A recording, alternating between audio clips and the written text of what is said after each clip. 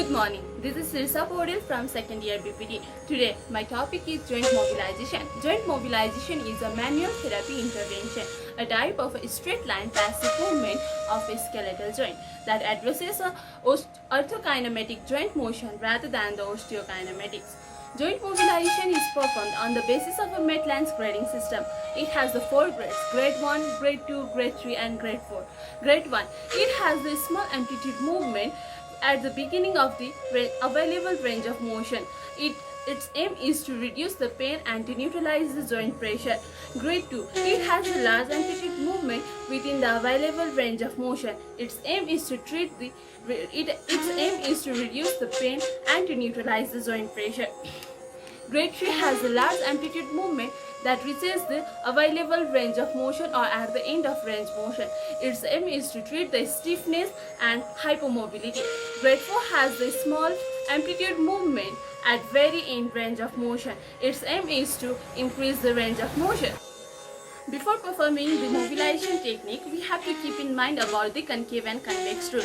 First, if the concave structure is fixed and convex is moving, then the roll and glide occurs in the opposite direction. Example, glenohumeral joint, hip joint, ankle joint, subtalar joint, radiocarpal joint. And if number 2 is if convex structure is fixed and the concave structure is moving, then the roll and glide occurs in the same position. Example is ankle joint,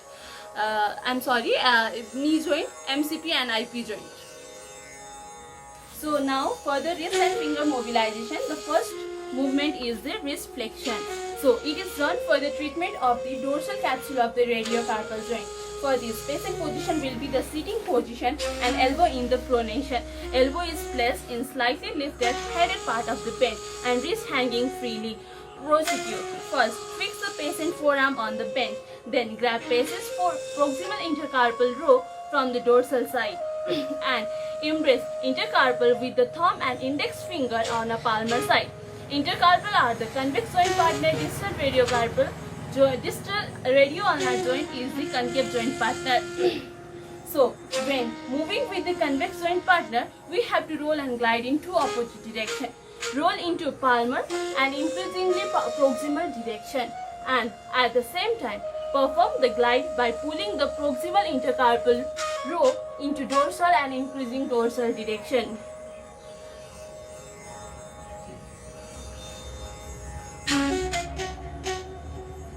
Now, further, another alternative method is the push technique.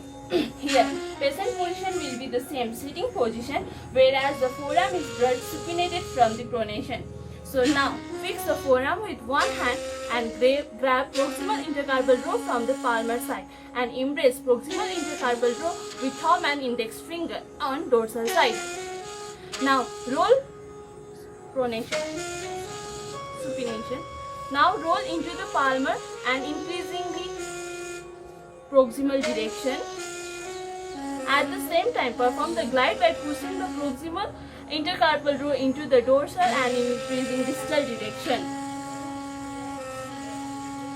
So this will be the movement. The next movement is wrist extension. Wrist extension. So this technique is for the treatment for the palmar capsule of the radiocarpal joint. The patient position will be the sitting position, elbow in the pronation and wrist is hanging freely. Grab patient proximal intercarpal row from the dorsal, wrap both of your pinkies around it and support this grip with the thumb from palmar. Now the proximal intercarpal are the convex joint partner and distal radioulnar is the concave joint partner. So when moving with the convex joint partner, we have to roll and glide in two opposite directions. Now roll into dorsal and decreasing the distal direction and perform glide to the same degree by pushing on the proximal intercarpal into the palmar and decreasing proximal direction.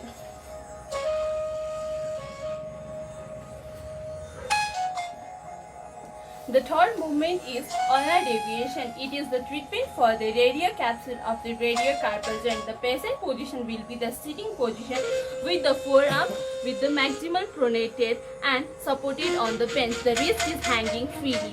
Now, for the procedure, grab the patient's proximal intercarpal row intercarpal row are the convex and distal radio ulnar joint is a concave. So when moving with the convex partner, we have to roll and glide in two opposite directions.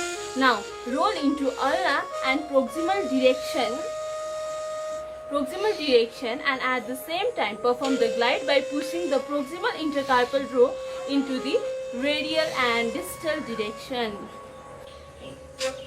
For the alternative method of the ulnar deviation, the patient should be in the sitting position with the forearm pronated.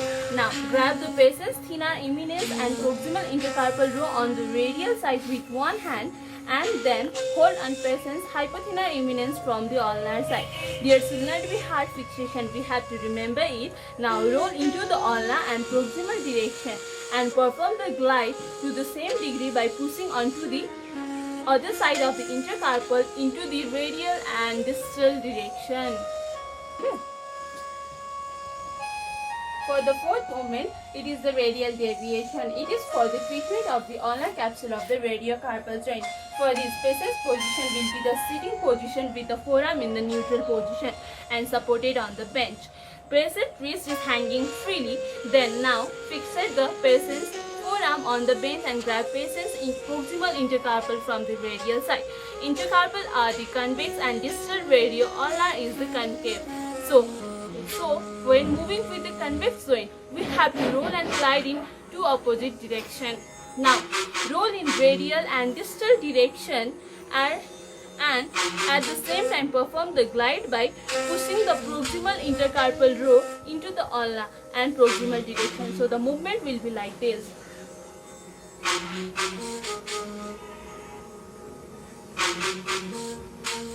Now we have the another alternative method as well.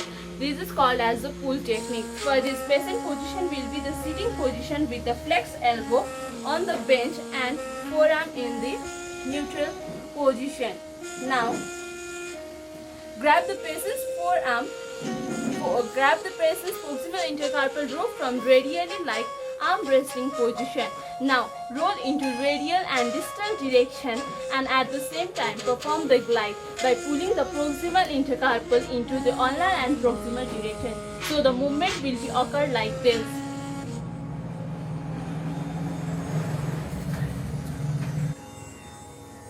Now the case is for the finger mobilization. Here we have the MCP, that is metacarpophalangeal joint, and the IP joint, that is interphalangeal joints. Now for this, patient position will be the sitting position with the finger in rest and relaxed position. Now for this, now I am going to perform the mobilization of the second metacarpal joint. Now metacarpal is stabilized first. Now I am going to do the distraction to examine the MCP whether it is the hypomobile or the hypermobile. Now then we can just apply a traction force.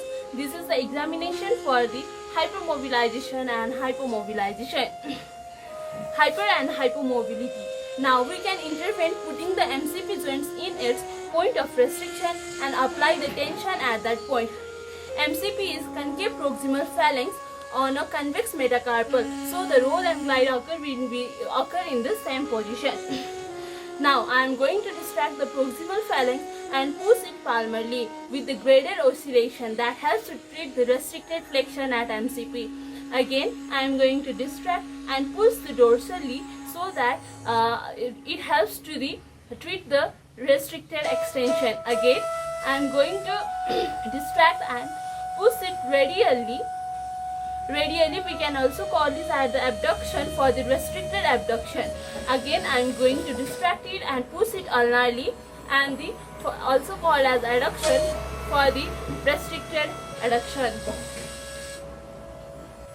Now for the IP joint, the same position, graded oscillation and principle can be applied. Now first grab the proximal phalanx of the patient and stabilize it and apply the traction of the distal phalanx. First move it palmarly to check the restricted flexion, then again distract it and then push it dorsally to check the restricted extension.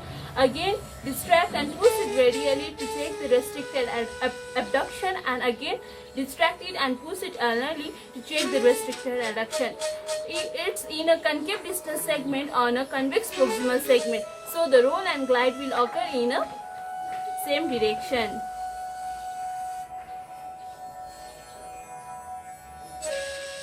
So this is about the wrist and finger mobilization. Thank you.